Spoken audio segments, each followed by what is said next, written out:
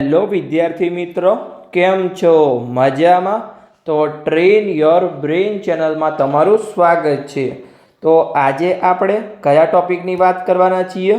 તો ગુજરાતમાં આવેલી BAMS એટલે કે આયુર્વેદિકની સરકારી અને પ્રાઇવેટ કોલેજનું અંદાજિત કટ ઓફ આપણે જોવાના છીએ કે નીટ 2026ની પરીક્ષા પછી સરકારી કોલેજમાં અને પ્રાઇવેટ કોલેજમાં તમને તમારી કેટેગરીમાં છેલ્લા કેટલા માર્ક્સ પર એડમિશન મળી શકે છે એની આપણે આજે વાત કરીશું. અને તમારે જો દરેક કોલેજનું કટ ઓફ જોતું હોય તો ગુજરાતમાં અહીંયા 5 આયુર્વેદિકની સરકારી કોલેજ છે અને 39 પ્રાઇવેટ કોલેજ છે.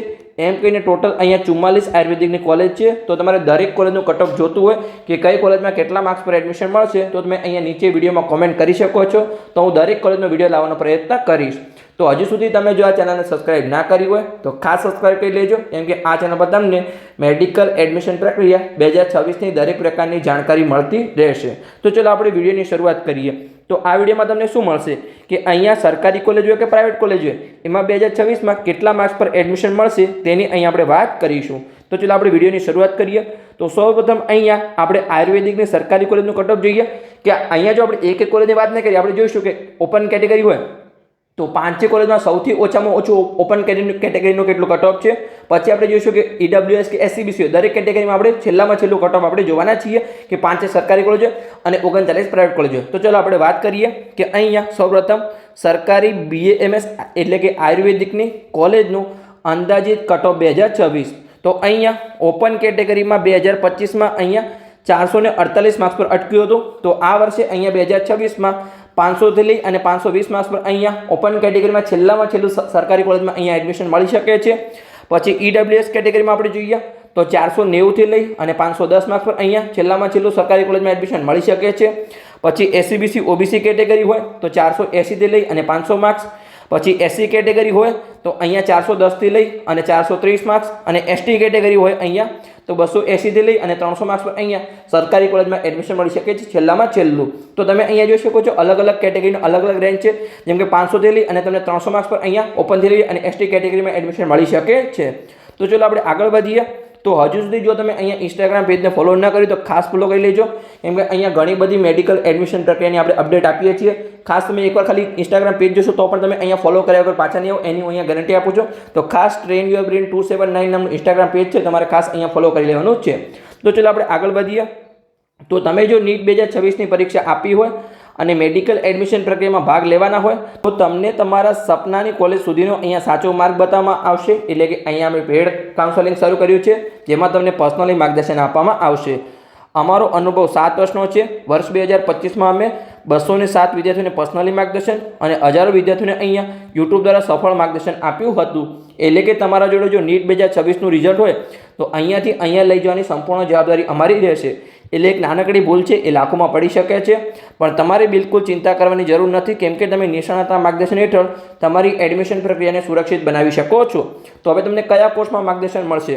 તો જે કોર્સ છે જેમ કે MBBS હોય, BDS હોય, આયુર્વેદિક હોય કે હોમિયોપેથિક હોય, એટલે કે મેડિકલના 4 કોર્સમાં તમને સંપૂર્ણ માર્ગદર્શન મળશે, જેમાં તમારા માર્ક્સ અને કેટેગરીના આધારે કોલેજની પસંદગી હોય. પછી તમારે કોલેજને કયા ક્રમમાં ગોઠવવી છે તો ચોઇસ ફિલિંગ હોય. પછી આપણે રાઉન્ડ વાઇઝ માર્ગદર્શન હોય, કોઈ પણ તમારો નિયમ અપડેટ થયો અથવા કોઈ ચેન્જ થયું હોય અથવા તમારો કોઈ પણ ડાઉટ હોય તમે ગમે ત્યારે કોલ કરીને પૂછી શકો છો. એટલે કે તમારું એડમિશન કન્ફર્મ ના થાય ત્યાં સુધી અહીંયા તમને પૂરેપૂરો સાથ આપવામાં આવશે. એટલે કે માત્ર એક નાનકડી ભૂલ છે એ તમારા બાળકનું સપનું અને તમારા લાખો રૂપિયા બગાડી શકે છે. તો આજે તમે અહીંયા સાચું માર્ગદર્શન મેળવો, જેની ફીસ છે અહીંયા 9,999 રૂપિયા ફીસ છે. એટલે કે તમારી કારકિર્દી માટેનું અહીંયા નાનું પણ શ્રેષ્ઠ રોકાણ થઈ શકે છે.